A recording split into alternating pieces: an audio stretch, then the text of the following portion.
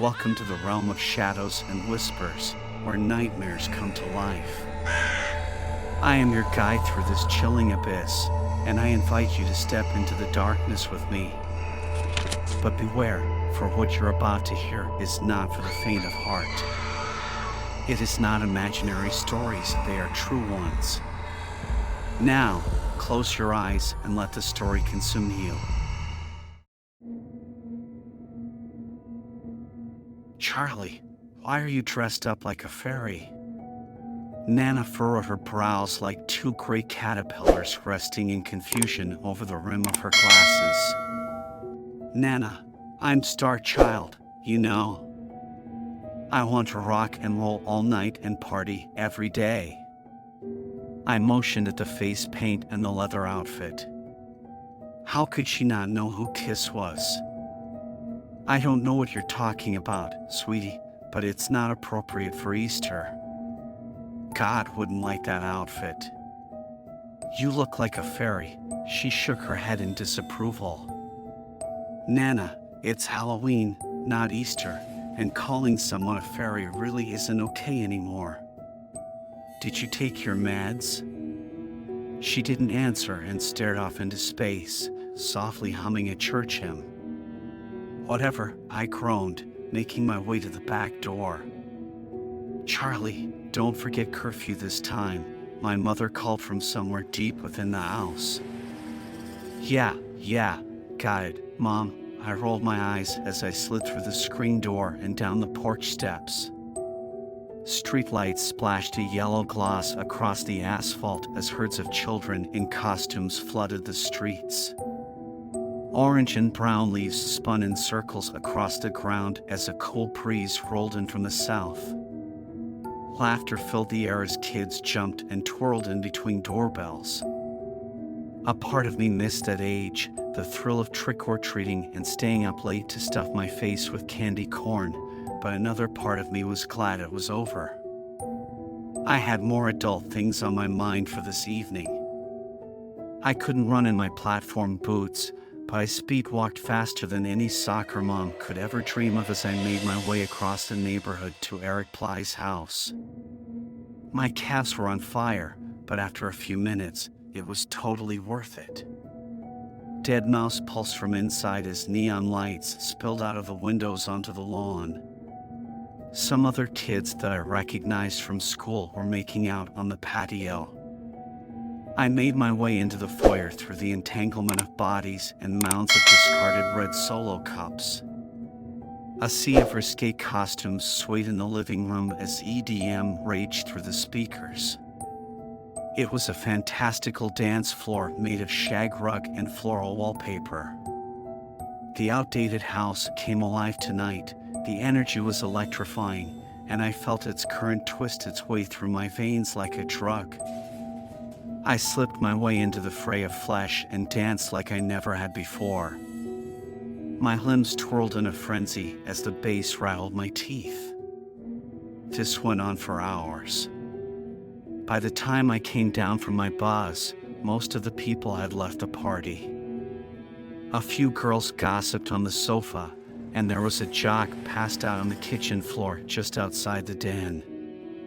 Other than that, the house was about empty. What time is it? I looked at the grandfather clock by the staircase. 11:46 p.m. I missed curfew by almost an hour. Oh man, she was going to kill me. I broke out into a trot and burst through the front door and down the porch steps. I was partially down the street when I heard someone call out to me. Charlie, wait up. Eric Ply jogged after me, his alien costume jiggling comically. Ah, hey, Eric. Great party. I had so much fun, but I really gotta get home. I'm out past curfew, and my mom is going to be so pissed. Oh well, I just wanted to tell you thanks for coming. I enjoyed hanging out with you. He beamed at me for a moment, but then his smile quickly faltered. What's wrong? You know that guy? He pointed over my shoulder. What? Who? I spun around. At first, I didn't see him, but then I spotted him standing behind a streetlight. He was freakishly tall and thin enough to hide most of his body behind the lamppost. Only his shoulders and head stood out from behind it. His neck was craned, and I could tell he was watching us, even though he wore what looked to be a Japanese Oni mask, with large golden horns curling down from the black, snarling face of a demon. I'd seen something similar in an anime before. Can I help you? I shouted. I spun around to face Eric. Seriously, what's with this guy? I asked, throwing up my hands. I don't know. What a creep. I turned my head to look over my shoulder, but the man was gone. What the hell? I paced in a circle, scanning the area. I didn't see him anywhere. Well, the creepy dude must have taken off. A giggle was caught in my throat as I turned to Eric to see the tall man with his hand around his throat, pulling Eric tightly against his body. Eric choked and thrashed against the man, his face purple with spit bubbling at the corners of his mouth. Whoa, hey. I cried, backpedaling away from them with my hands up. We were just joking. You're totally not a creep. Please, let him go, I pleaded. The man said nothing. He only stared at me with icy gray eyes beneath the mask. Just let him go and leave us alone. We won't tell anyone. I didn't know what to say. I just wanted it to stop. Silence. Eric had gone limp. He had lost consciousness or worse. The Oni man suddenly tightened his grip so hard that I heard a snap. Oh my God. I screamed. I took off sprinting as fast as I could, clomping in my platform boots like a Clydesdale through the streets. Help. Someone help. I hollered, but the once busy neighborhood was dead asleep. I couldn't call the police. My mother had taken my cell phone when I'd broken curfew a week ago. I ran and ran. My lungs were on fire. My legs were weak and wobbly. I didn't look over my shoulder until I was rounding the corner of my street. The Oni man stood behind another lamppost, not 30 yards behind me. The light glinted off his golden horns, and this time he was waving at me. Tears rolled down my face as I galloped further down the sidewalk. I was almost to my house when I tripped over my boots and face planted onto the concrete. My mouth filled with blood from where I chipped my teeth. I spit out the shards and a mouthful of blood as I scrambled back to my feet. The man was close. I could hear his footsteps just behind me, but I didn't dare look back. I darted through the yard and into the house, slamming the door and locking it behind me. Charlie, is that you? You're late again. My mom shouted while descending the staircase. Mom, call the cops. I screeched. What? Why? What's happened? She scrambled down the steps and into the living room. Oh my God, what happened to your face? She grabbed the sides of my cheeks to examine the damage. Don't worry about that, Mom.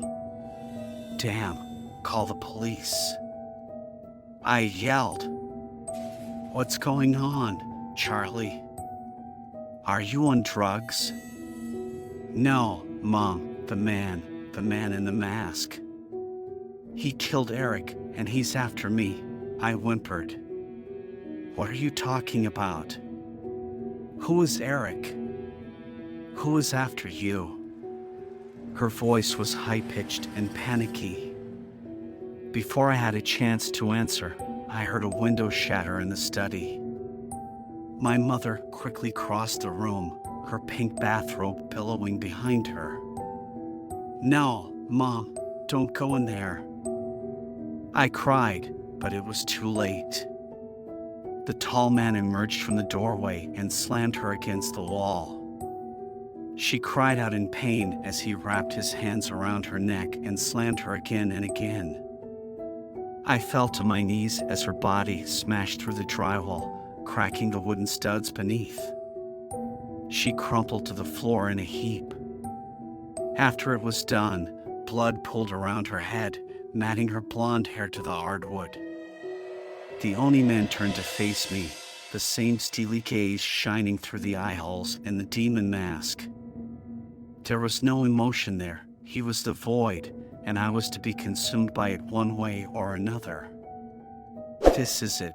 This is where I die. The thought bounced around my skull like static. Just before his hands reached me, an explosion rang out just over my head, sending the man tumbling backward. My ears rang, and the whole world slowed down. I watched as he struggled to stand, but before he did, another blast tore through his chest. He didn't get up that time. I turned to look behind me. The devil never stood a chance on Easter.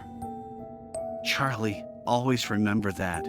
Nana stood at the bottom of the staircase, smoke drifting from the barrel of her shotgun. I ran to her and wrapped my arms around her shoulders, sobbing. "It's all right, son. It's all right." She patted my back after dropping her gun to the floor.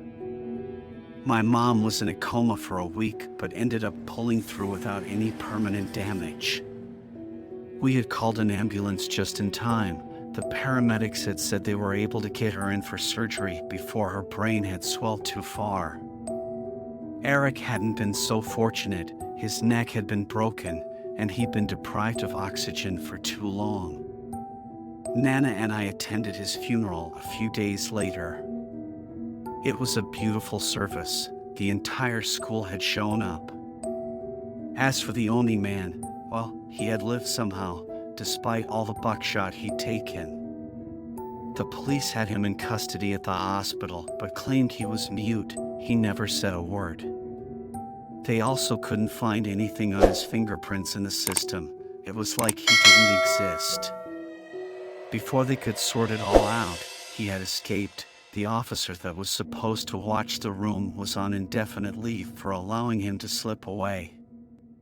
It was all over the news. A patrol car sat outside our house every night for months just to be safe, but I never felt at ease walking the neighborhood again. I couldn't stop looking at the lamppost, waiting to see those horns glowing in the streetlight, waiting to see him watching, waiting to see him waving.